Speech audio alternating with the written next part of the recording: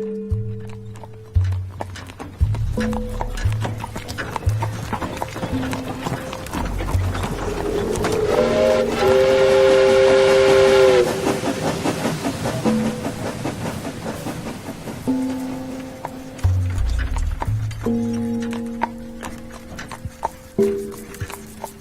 kéne vigyél a városba.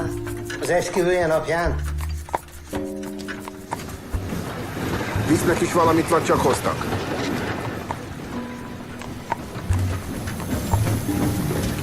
Új világ van.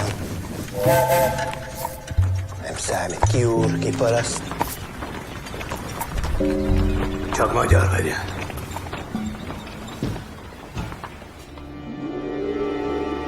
Zsidók jöttek.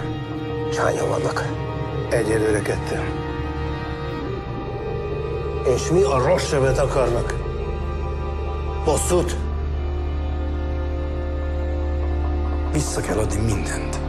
Ki fog derülni minden. Rossz előérzetem van. Jonni jöttem. Ilyenkor a jegyző és a feleségem. Ők íratták alá velem a feljelentést. A ház, a bútorok. Ez a miénk. Itt minden a miénk.